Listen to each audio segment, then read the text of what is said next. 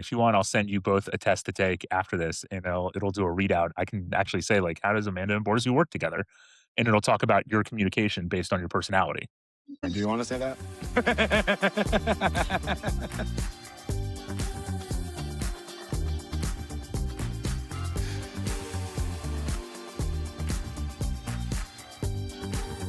Hey everyone, welcome to Where Brands Get Their Edge. If you are a founder, we've got the truth. If you're a marketer, we've got the tools. Today we have with us, as always, my co-host Amanda and Jordan Solender. I met Jordan through EO. Is it just last year? About 2 years ago now, because this 2 years is ago? my third year now. Yeah. Third year. And he's blown me away in a couple ways. And the most significant one, and he's a multiple, not just business, but like industry successful entrepreneur, but mostly because he gets himself out of all his businesses, whether he starts them or buys them, in what, 6 to 9 months? That's the goal. Yeah. Between 6 to 9 months is the goal. Yeah. Yeah. And that's like something that sounds cool until you see him do it. And then it gets a lot more impressive. Jordan, give us your rundown of industries first. Oof. All right. So industries that I'm in right now. So IT procurement, MSP and IT services, event and concert production, everything down to, big festivals that you would see, like on Preakness and whatnot and contributing to those, but all the way down to, the weddings that would happen around you, like on a weekly basis at the local country clubs and venues and wedding on the water in the DC metro area here. Also have businesses in video production out in Colorado. And I've had businesses in telemarketing with huge call centers, both in the Philippines in Bogota, but also in Chico, California. So a little bit of everything all in between. Well, first of all, can we get some invites to those festivals and concerts? That sounds cool. Absolutely. Let's go. Love it. When you say you get out of a business, what does that mean specifically? Getting, Like, yeah. So out of the business, it can mean a lot of different things. Being out of the business doesn't mean disappearing. It means you're no longer the default solution. I'm a big believer in that you can only ask your team to do what you've already mastered in that business, right? So you're not approving every decision. You're not fixing every problem. You're not the first call when something breaks. Your job really shifts to three things at that 9 or 10 month mark, right? When you're really getting out of it: directions, standards, and people. If a task requires your hands, you're still in the business. And if it requires your judgment, even once, right, you're building the business. It runs without you when you're out of it. So we want to figure out how you empower your team to build systems so it can continue to scale without you. Yeah, well, and I think a lot of entrepreneurs, all entrepreneurs, they have this idea that their business is this like beautiful, unique snowflake, and like, oh, they could systemize their business because they're selling tchotchkes or this or that. And aside from like the breadth of your industries kind of proving this on its own, but we've also both seen people in every industry do it. The reality is the problems are kind of all the same, and so are the solutions, right? Yeah, not every business is super unique, right? We're not all talking about like say Uber and Lyft here, right? Like founders love to believe that their business is special. It's and nobody wants to call the baby ugly, right? Like that's that's the big thing. Nobody wants to call their baby ugly, but the product changes between each business, but the problems don't. Kind of like you said, there's some commonalities here. Every business hits the same walls. There's typically too much founder dependency at some point. There's messy handoffs between, say, sales and onboarding, or there's no clear ownership, with account management and marketing, and decisions typically get stuck at the top, which is where you and I sit, right? So systems aren't for boring businesses. They're for interesting businesses that survive growth and then they keep growing. and they're also for boring businesses. Yeah, they're also for boring businesses. Systems are good for businesses, I Yes. think. Well, and I think there used to be more of a cost barrier to automating a lot of this kind of stuff. But with AI, technology, the way things are going, and this is another area Jordan's proven to be a super reliable and valuable asset for me, it's becoming a lot easier, right? You don't need a super technical team or mind or platform. You can kind of like, jerry ring and duct tape a lot of stuff together. You absolutely can. There's so many great solutions that can give you just like the first toe in the water of it. I mean, automation used to be so expensive and intimidating, but now well, I'm going to your duct taping thing. It's accessible and scrappy, I would say, right? You don't need a massive tech team. You just need to know what you want to do and then the intent to do it. And AI didn't make this complicated. It actually removed the excuse for you having to not do it. Most systems today are just smart duct tape, and that's fine. But the goal here isn't perfection. It's a way to help your team automate things so you can get out of the way. Is there a go-to first thing that you automate or put in place? A go-to first thing that I would Like, automate in any business? yeah, like an area of yeah, I mean, I just don't, if is there like one standard area that you look at most of the time first to try to automate with whatever Yeah, business you're so the first helping? thing I always look at, I was going for my water bottle, but I realized I'm out of water. The first thing I always look at is intake and handoffs. Always. It's the first place I start. So, how does work come in? Who owns it next? And what does done when we start that work actually mean? Right. So, if you're working on a marketing project and somebody signs, where does it go from there? Where is it slowing down? Who picks it up next? What does the perfect, next handoff look like? How should it be before it goes to the next person, whether it's account management, project management, before the Slack channel is created? What does everything need to be done before we go ahead and move it? Those are always the things I'm looking at first. It's definitely around intake and handoffs. So, but post sale then or pre sale as well? Both. I mean, both. I mean, the sales funnel is obviously really important, but typically I'm looking at right before the customer signs and then I would say the 48 hours post close to see what happens. Well, and that's an important thing because like it getting done is one thing and how quickly and efficiently it gets done is another. And I know you pride yourself on how quickly these things happen after someone signs. Will you walk us through any one of the flows for your companies and how that looks? Sure. So let's talk about, I'll do one for each. I'll do pre sales and then I'll do a post sale.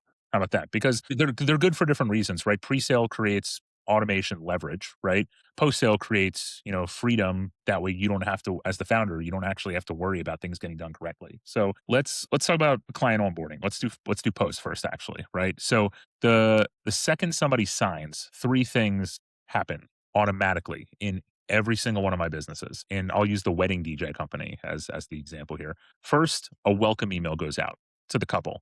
Thanks for being here. Here's a custom GIF that we have AI generate. Like, we're excited.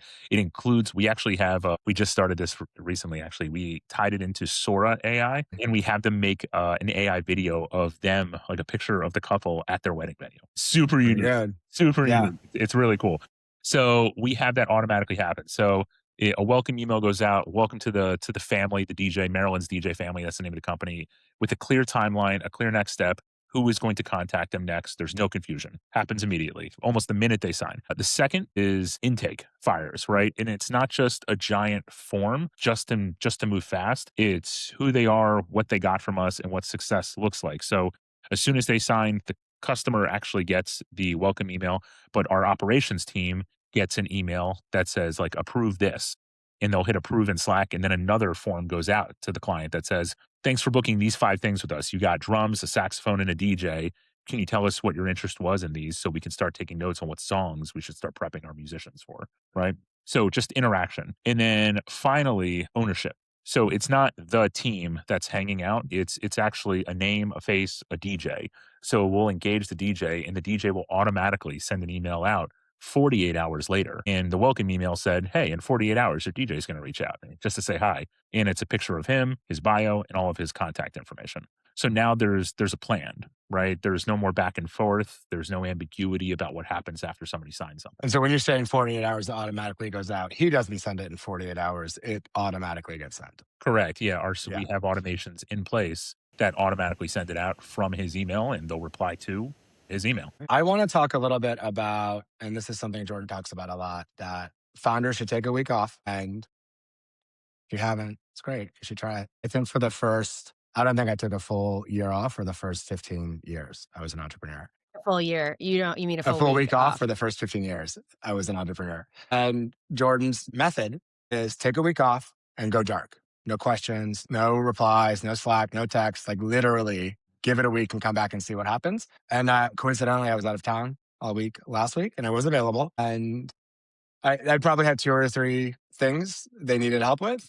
They definitely felt like things they shouldn't need help with. You know what I mean? And 100% I wrote it down. But I think a lot of people are scared to try this, A, because the business is so dependent on them, but also because of like what could go wrong when they're out. So talk us through that process and why people need to do it. This is a fun test, but you can only really do it if you feel that you have like a competent team, right? And a gold image has been set. But this is the fastest way to find the truth. right, of your team, who's capable, who's not, what's not written down enough. To your point of 15 years without a week off, right? Like most founders don't avoid time off because they're lazy. They avoid it because it exposes that there's some shit that's not working. Do you know when my wedding anniversary is? Do you know when your wedding anniversary is? I do because it's Thanksgiving weekend. So I have Yeah. a nice global reminder every year as it's rolling around Hmm. because my wife was like, listen, I need to know that you're going to be focused and not have to worry about work. When do you want to get married? I said Thanksgiving or Christmas. Yeah. I was like, pick. Yeah, but Thanksgiving does change every year, I know, but just it's so you enough. know. It's enough. It's enough of a reminder that I know it's coming. Yeah.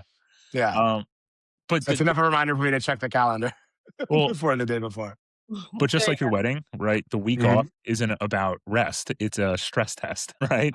You Yeah. you you go dark on purpose. That's what this is, right? No Slack, no text, no Teams, no checking in. And what breaks should tell you everything. What escalates shouldn't, right? Who steps up? Where decisions actually stall, right? Those 2 or 3 questions that you came back to, right?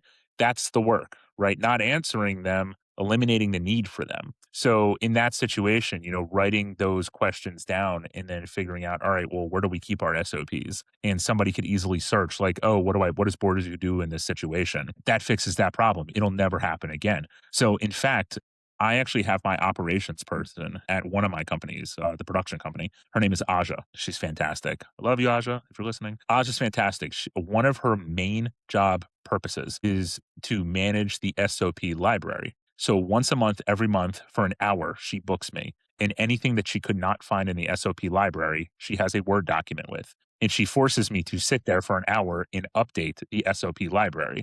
And when I first hired her to do this, it was a lot, right? But every month it gets less and less to the point where we get these meetings done in like 5 to 15 minutes now because it's like edge cases, like weird stuff. So two adjacent questions. One, because I think this is again a place we'll get hung up on like the complexity and how it needs to look. What is your SOP library built in? We've tried it in a lot. This is trial and error. You got to build it where they work, not some fancy system nobody opens. So my hunt for an SOP library was 2 things. Does it have an app that they can put on their phones, Android and iOS, right? That's where they live. They all live on their freaking phones. So I wanted people on the road. If it's a DJ at a wedding, he can look something up. Or if it's somebody in the office, they could have the app on their computer. A lot of the times we started in Google. When I start a brand new company, if I'm not buying something, we'll start it in just Google Drive and we'll just throw Mhm. documents in there and we'll just search things, right? This is the SOP library.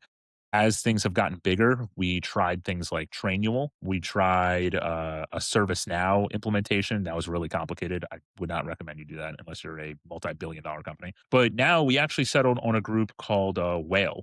So it's called the Whale app. So I think the website is like getwhale.io or .com maybe.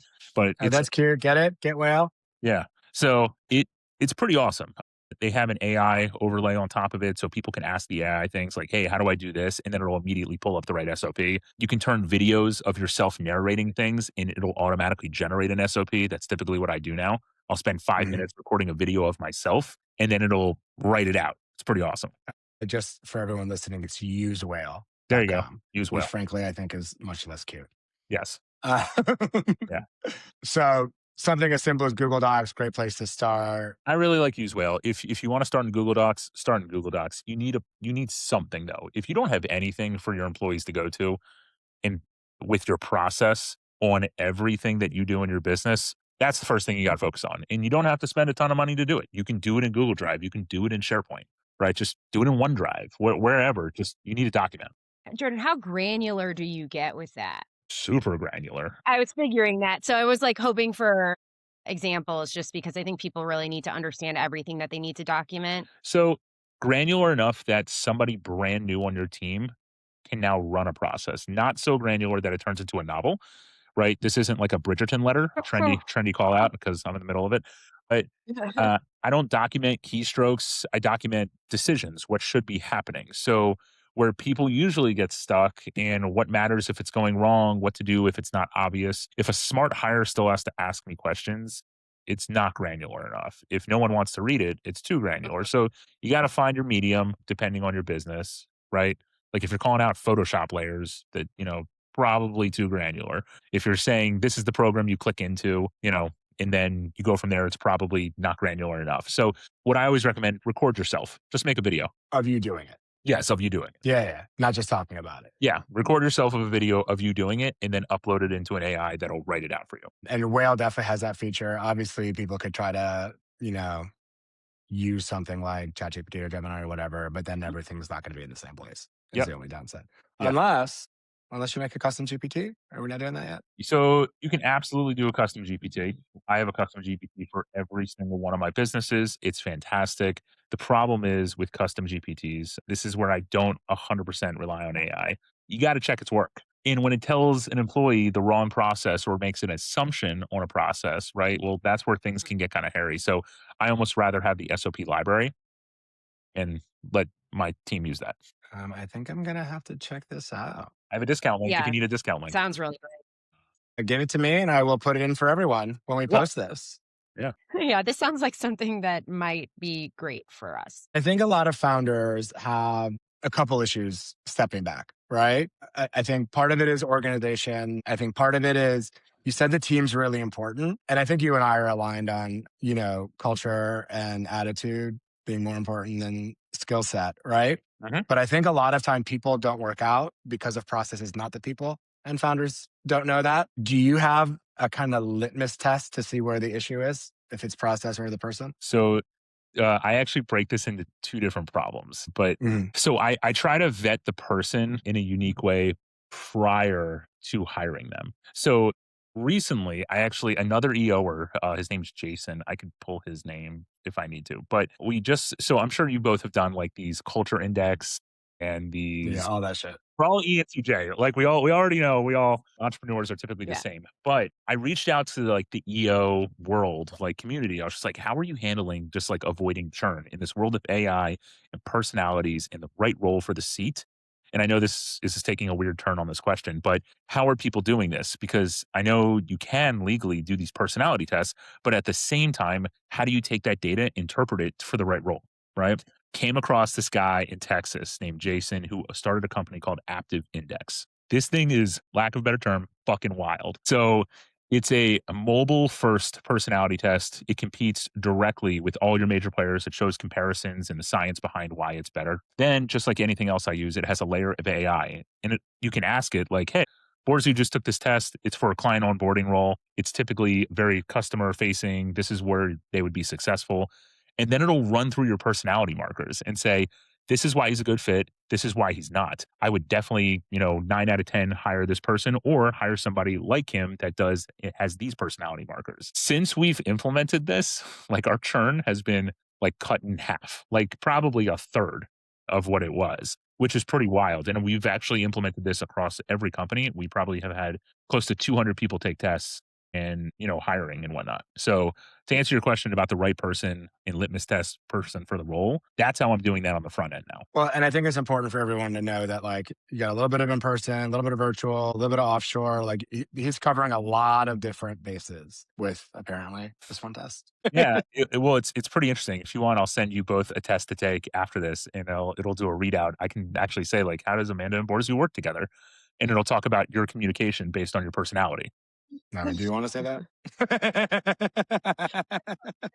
So it's Tell pretty us cool. something we don't know, Jordan. Yeah. Yeah. It's pretty cool. I would say if you're not using something like this in your business, if people looked at this like 20 years as like revolutionary, but then it started fading off and you never almost see this in hiring practice anymore. I think it's going to come back in a big way now that we have AI to interpret and tell us what to do with it. Because before we had this data, but we didn't know what to do with that data. And now we have something interpreting it for us in layman's terms, saying like this person will be a good fit for the role because don't put them in this role because. Amanda's going to be like, see, Borzou, I told you had to go. And then my third thing around it was going to be around, and I don't know if I want to call it like founder ego or like need to feel important or like micromanaging, right? But there's an element of like, is it just letting go or like being willing to let go? Yeah. Yeah. Do you feel Yeah. that was really directed at me, Jordan? I think is like the third bottleneck to removing the bottleneck, if you will. How do you deal with that with people you work with? Founder ego. Oof. So this is the hardest one, and not because it's tactical, but because it's so emotional, right? It's going back to the calling your baby ugly thing. Everybody gets offended, right? You're not a snowflake. Founders don't micromanage because they love control. They micromanage because it makes them feel useful a lot of the time. I have found this to be true in 99.9% of cases, right? Like you want to jump in, you want to insert yourself, but letting go feels like losing relevance, right, with your team, Mhm. especially because if the business grew because of you, right? And now it's growing because of their team members and processes that you built, right? It's going to feel like losing relevance. The shift is this. You stop measuring your value by what you do. You measure it by what happens without you on that 1 week vacation. You got to force distance on purpose. So fewer decisions, fewer check-ins, fewer rescues, right? And I remind myself that if I'm still needed for everything, I didn't actually build leverage. I built dependence on me. So putting some space between you and your business, that's what you should feel proud of, right? That it grew without you as opposed to, oh no, I need to get in there. That's awesome. I think that I just like how you stated that. But I was wanted to go back to the leaving the business for a week and say like it didn't go that well, right? When do you try it again? Like when do you know that you can try this exercise again? Because you're gonna have to try it again because the whole idea is that it's the business can run without you. Once you start looking at the breakpoints of the things that fell apart, then I mean you could try it again, right? But you definitely don't wait like 6 months, right? You fix what broke and then you rerun the test. And in my mind, the rule is you try it again as soon as the same problems won't hit you twice. So every issue from the first week becomes a decision rule or an SOP, right? And then you try when you do try it again, maybe it's 3 days, maybe it's 5 days, then it's a week, and you can kind of slowly increase. It depends on what shape your business is in. So if you left for 2 days and everything just started going haywire, right, you should step back in, address those problems, and make those SOPs, make those rules, make those escalation paths. The next time, do it for 3 days, and, you gradually increase. I don't think there's, like, a set time that I would wait to just do it again. I wouldn't wait, like I said, 6 months. I would probably wait, like, a month. Good news, Borzy. You can go on another Not gonna vacation. lie, that was my takeaway. That was I'll be out this week as well. I also, and I'm not proud of this, but I got more work done on that flight than I think there's something to locking me in a little box and not giving me access to anything. Jordan's not gonna like this at all. But I think I want to just cut slack out of my life. Like if You've been saying well, no, no, no. that for I'm gonna like let you guys keep it. years at this. I'm just not gonna be on it. And if you guys need me, you can find me a different way. I'm fine Yeah. with that. Just smoke signals in the abyss. Yeah. Well, I mean, dude, everyone's got access to me at least once a week somewhere. You know what I mean? And if it can't wait that long, it deserves the text or some shit. Well, I do say sometimes, right, and I've said it to my team that Slack has turned me into a help desk for my team. Yeah, I mean, So dude, that's how I feel. yeah, yeah, so cutting Yeah. yourself out doesn't hurt the business, it actually kinda forces the business to grow up. And by the way, extrapolate that over like 50 open projects and 5 questions for each one. To your point, a lot of them I probably don't need to weigh in on. So if someone's listening to this, and Amanda kind of covered this, but for the first time, right? Is there, because everyone's going to have their own reasons why they can't do this. They're not big enough. They don't have enough revenue. They don't have enough people, right? What is either roadmark they should look for that it's time to start, or if they should be starting regardless, what's your motivating advice for them? I don't think any business is too big or too small to start this, but most founders are gonna wait for permission they'll never get, right? You don't need more revenue, you don't need more people, you need fewer excuses. So the trigger I use is if you have 5 or more active projects, it's already time. So if people ask you the same questions every week, it's overdue. If your calendar is full, but progress feels really slow, you probably should have done this a long time ago. So start smaller than a week, right? Start with one rule, no answering Mhm. questions that already exist somewhere, no decisions without an owner. The goal isn't going to disappear. It's time to stop, being the help desk for the rest of your team. And if you're thinking like I can't do this yet, that's usually a sign you need to do it the most probably, right? Just Yeah. just take a step back. Something I have been one of the coaching clients that I've been working with lately, he's telling me that his team is constantly bringing him problems. And I said, "Well, why do you think that they can do that?"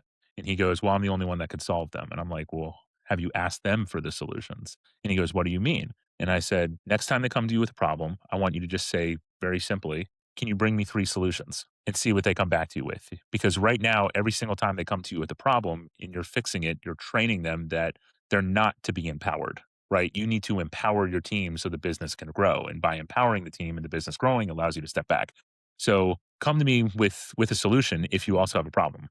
There's so much AI out there that if you're not asking AI before coming to me, that's an even bigger problem, right? Go get 3 solutions and then come back to me. That has been for me a surprisingly hard thing to like drill into people. Ask AI first. Ask AI first. Yeah. Yeah. And we have, paid ChatGPT for everyone. We have paid Gemini for it. It's not the lack of available resources, Try that next time. Just say, come back to me with solutions and then we'll talk about it. I think that maybe I'm trying to think about why that might be the case. It's like a lot of these things have to do with specific clients and softer skills and how to approach that specific client based on their history and based on maybe a number of other things that have happened.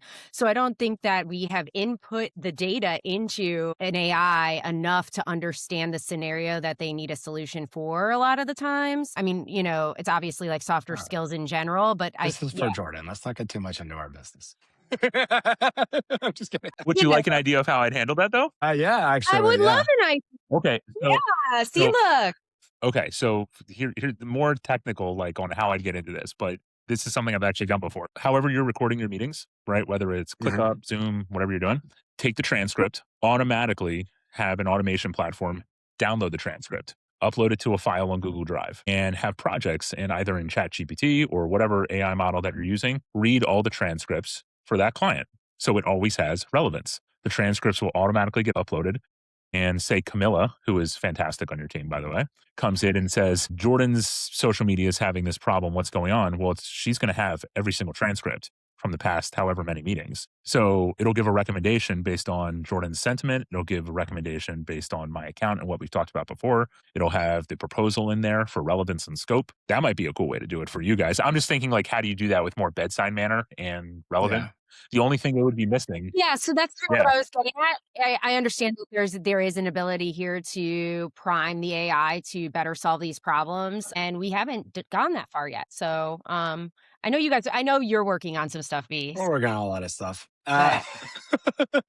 Otherwise, I think this was great for everyone watching. There are a lot of people who do systems, AI, bullshit stuff, but Jordan's the only one who's done it. Right? Like he did it for each of his businesses to make his life better and easier, has gotten out of all of his businesses.